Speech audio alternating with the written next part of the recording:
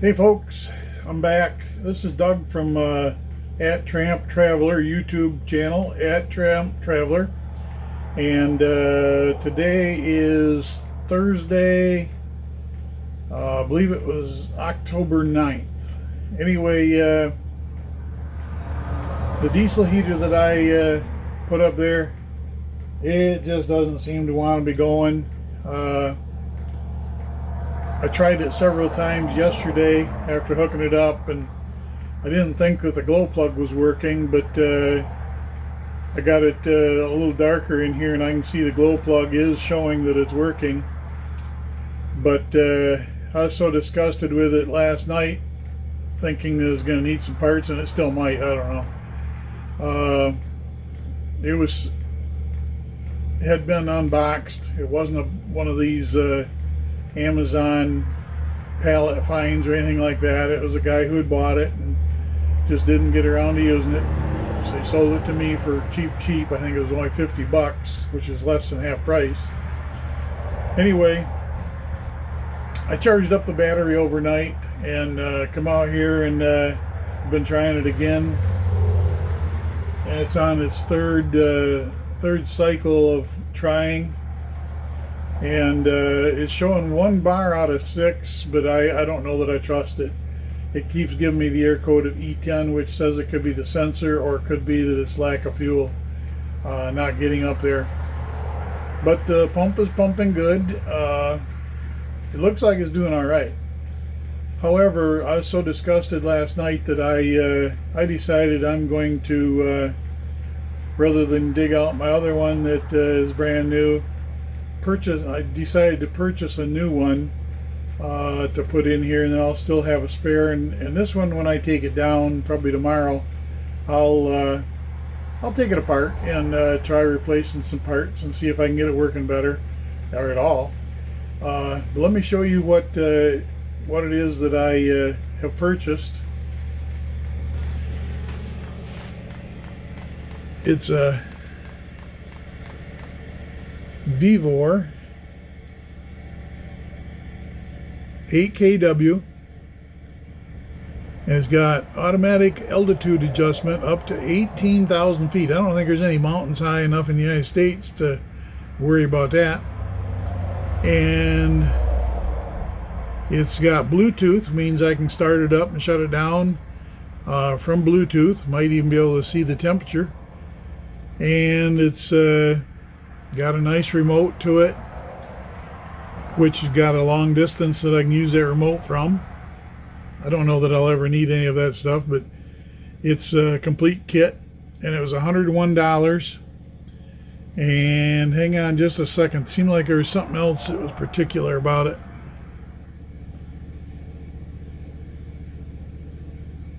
No, I guess that was it, just the altitude adjustment and the Bluetooth. But it's the same size and it should fit right into the same spot. So, but anyway, you see this green hose here? That's what you don't want. And I got plenty of hose, so I'm not worried about that. But that green hose is really soft, and it's so soft that it balloons up as it's being pumped through, and so you don't get a real good squirt into your burn chamber through the orifice. So everybody recommends just get rid of that. I don't know why they still continue making that stuff. But anyway, she's gone through 3 cycles now, and it's getting ready to do its 4th one. You see the little bar there? That's 1 of 6, and there's the pump that just started back up. The red up there is your glow plug showing, and I forget what that is, but it's not anything to worry about. And you can see the fan is turning fine. You see the winking lights down below here.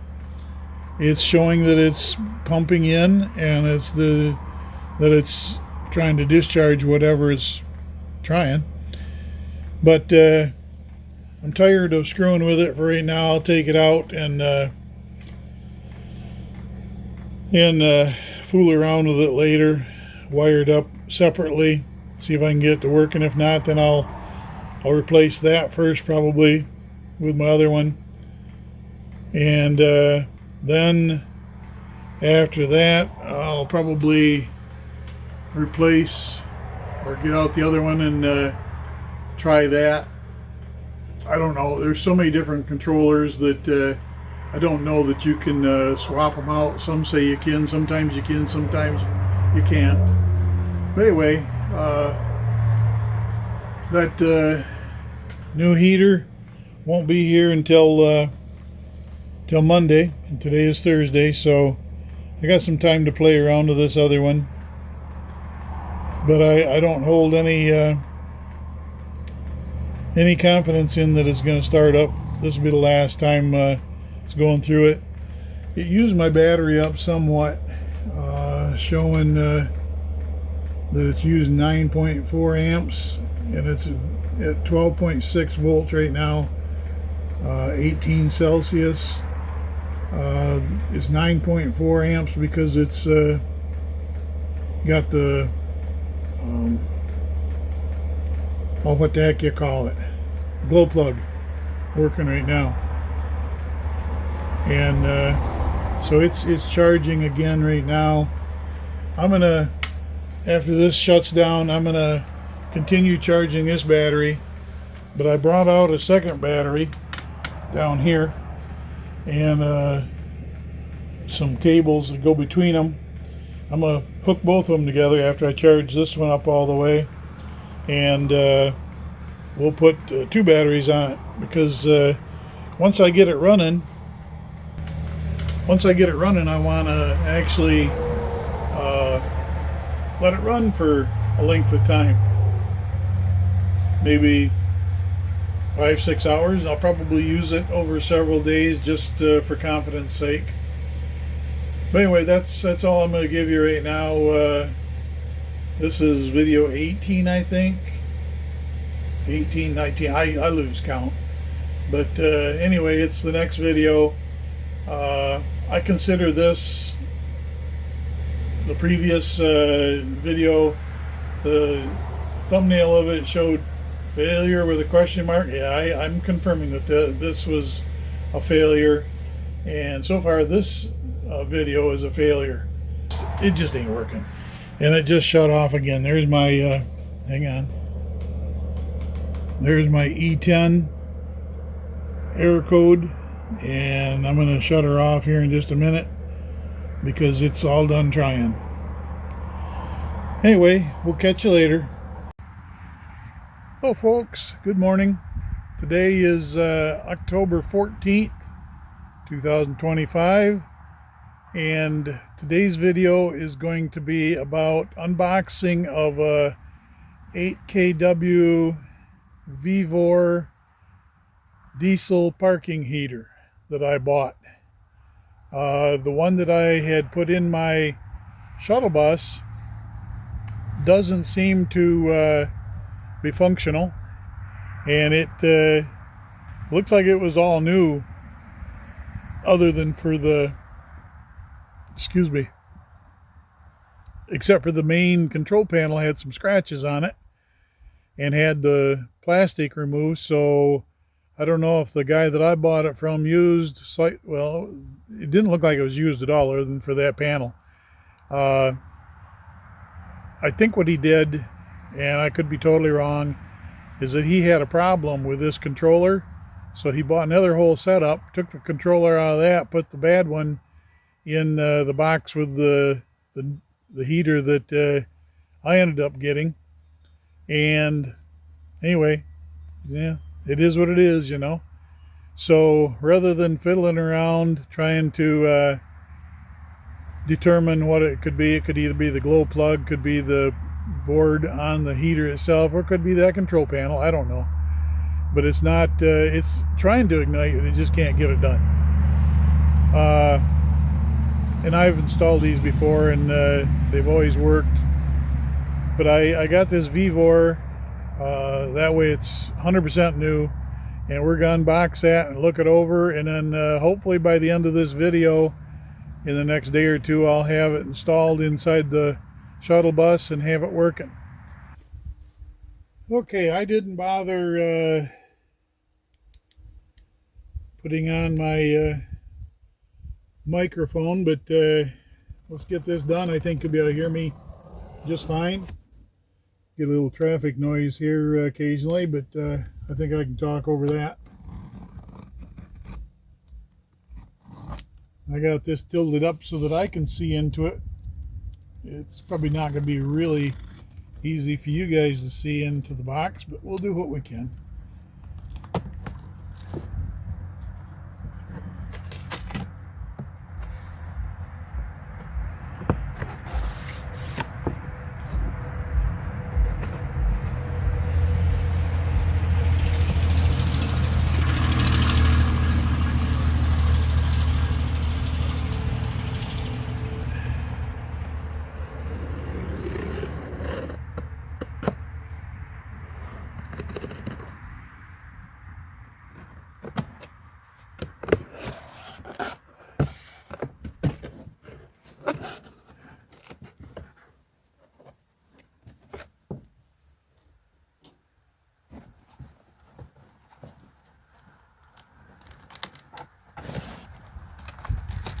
Boy, they glued that puppy together. Probably had to in order to come all the way from China. Yeah, maybe they just got it in here different. Ugh. Come out of there.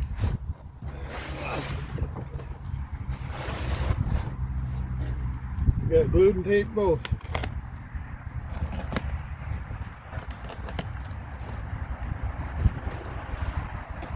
And I believe it's upside down. So we'll keep turning it here. Sucker's heavy though.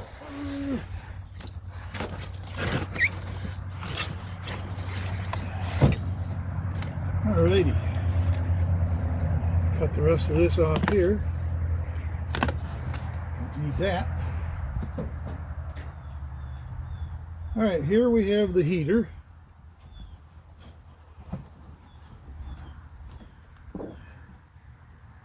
Let's get these small things out of the way here. Nice, nice remote. And the control panel. Another new style. Don't know anything about this one, but instruction booklet will tell about it.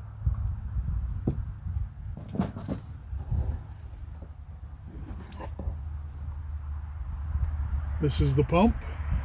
This looks like this is the quiet one because it's got a longer down here where the spring is when it's coming back the other way.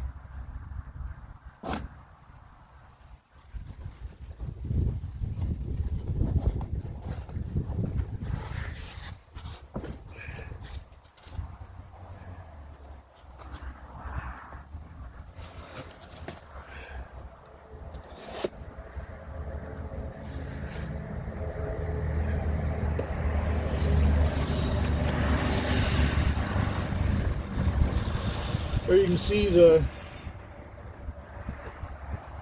11 liter, 10 or 11 liter, usually 11 liter fuel tank down here.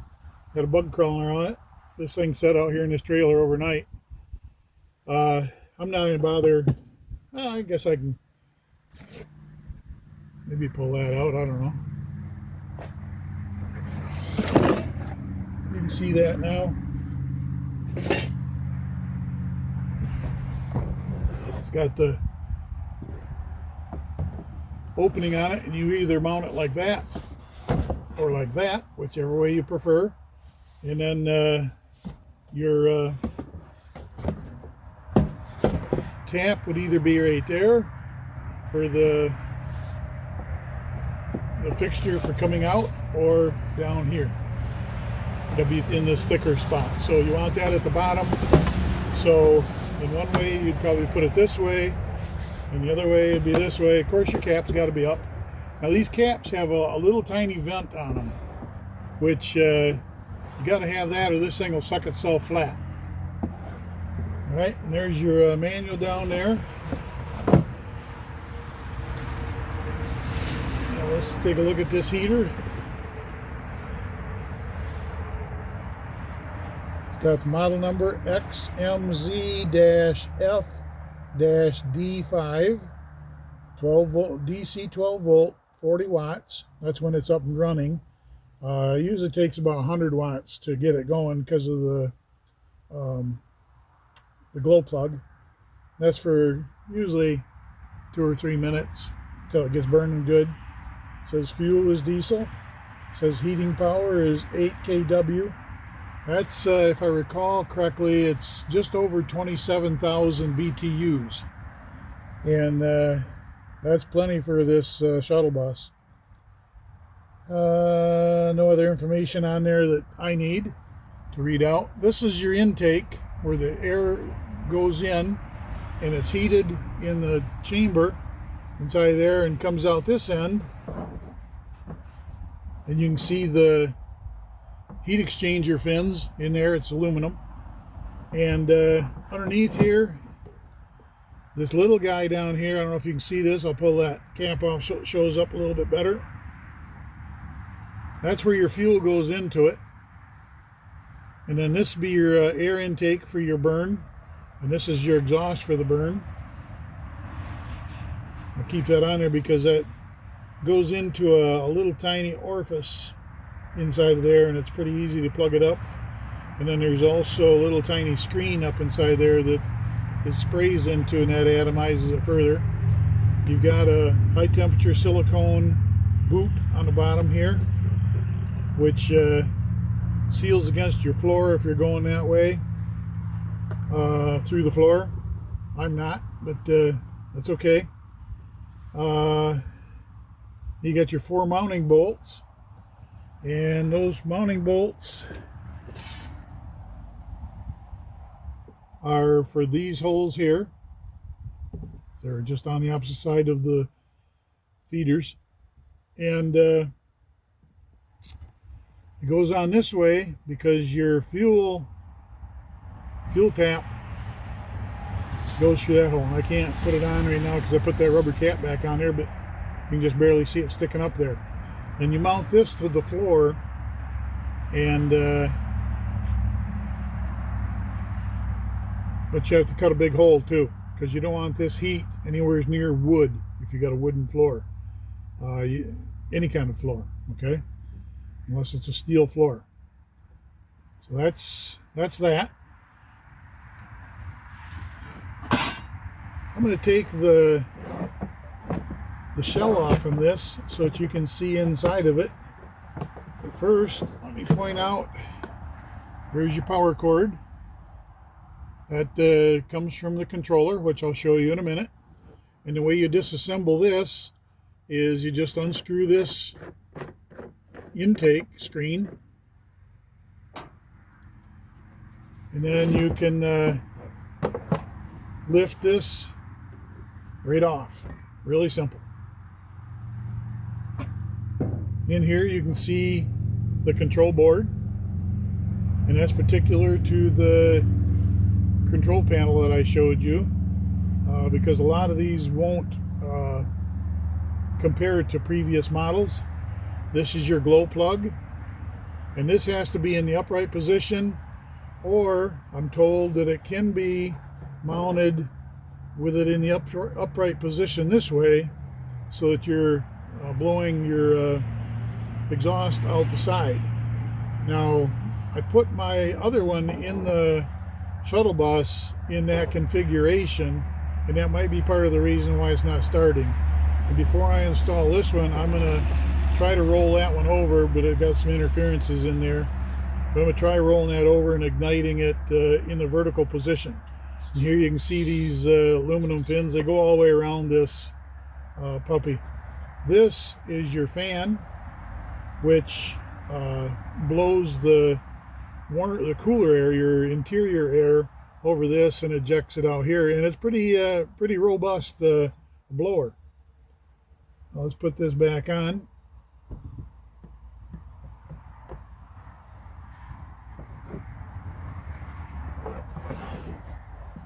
Pretty simple.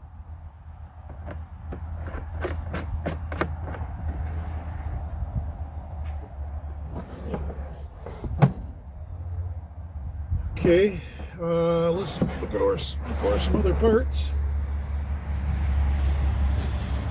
This is your exhaust pipe. This goes on to that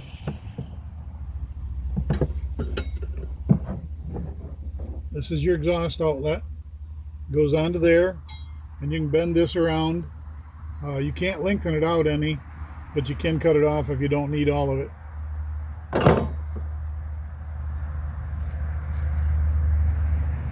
This is the first one I've ever had them send some, I believe this is fiberglass.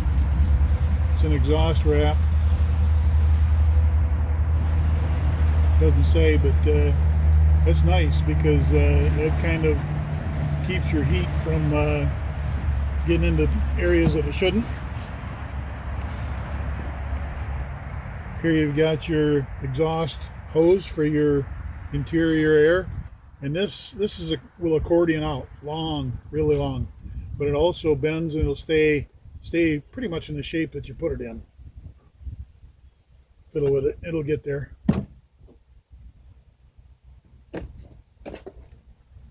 This is your combustion air intake. This goes on this one, and comes with the hose clamps for all these things. And this one is extendable also, and it'll flex and stay the way you put it.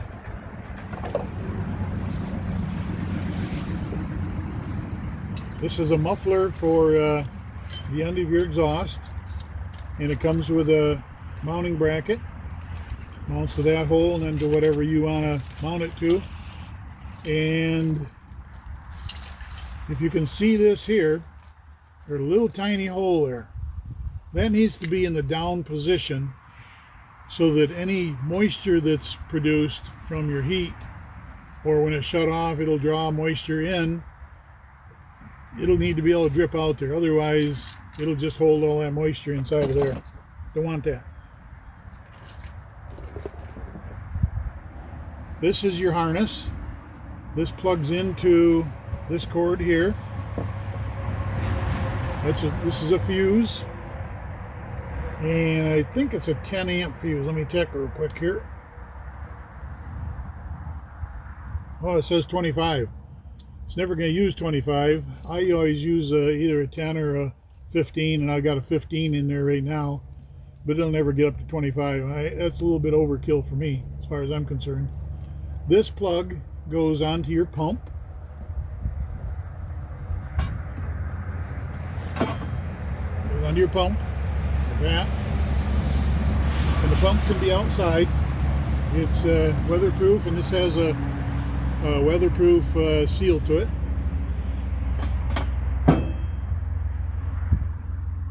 And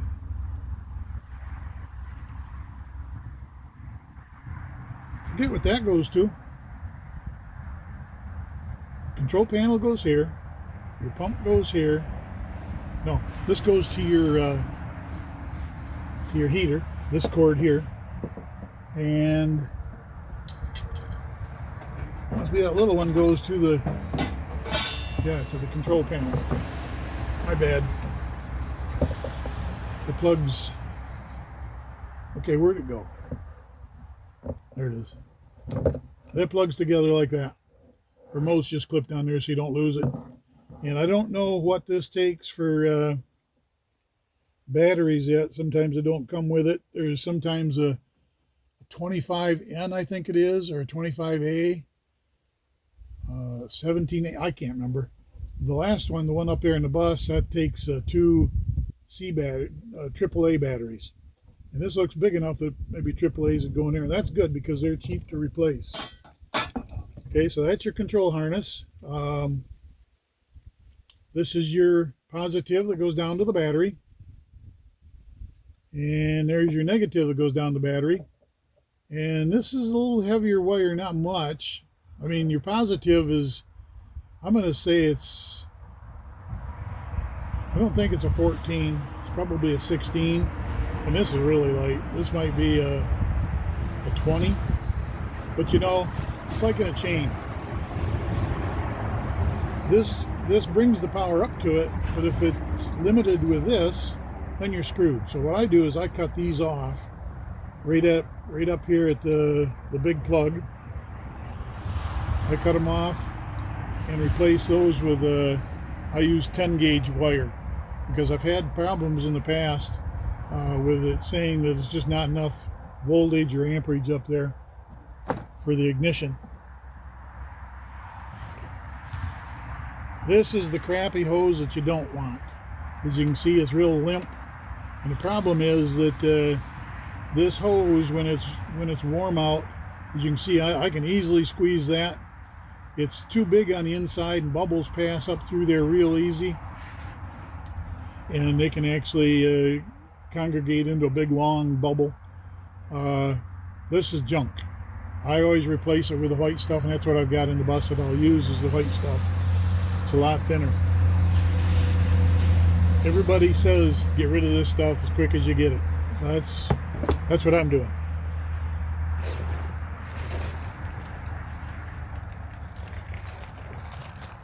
Okay, then in here,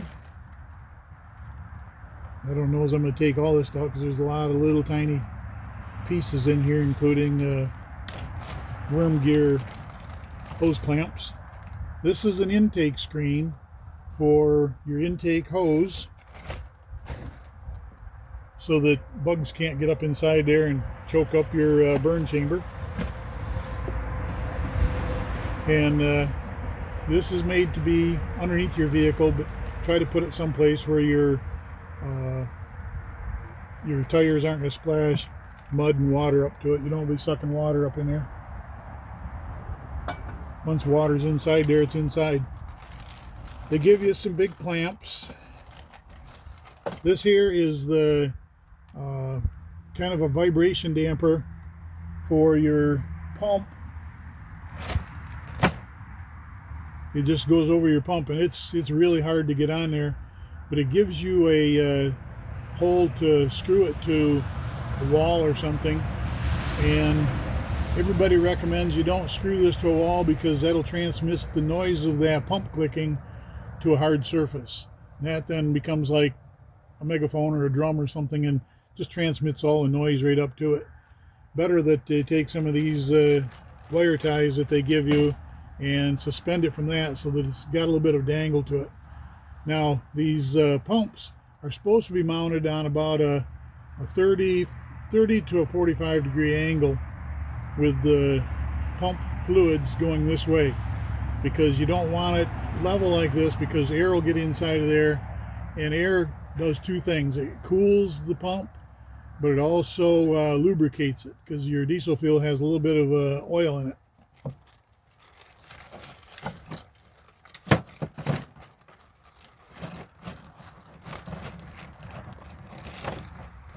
A little fuel filter. That's for hanging your muffler. There's your fuel filter. Cheesy, very cheesy. But this is so small, you know, that you need to get one. If you want a better one, you want to get one from a lawnmower supply or a automotive supply made for a lawnmower. The rest of this is nuts and bolts and worm gear, hose fasteners, and zip ties, and another clamp there. These are kind of a crappy hose clamp here that they'll work on a green hose but not on the white one very well. Dinky. It just squeezes a little bit, doesn't do much. I always use the worm gear type, and you can tighten them baby right down. Now, there's no small worm gear clamps in here.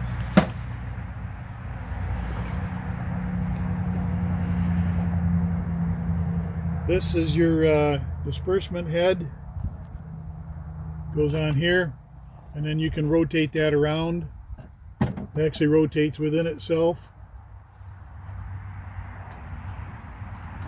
And you can pop this cap off and screw it down. There's screw holes in here.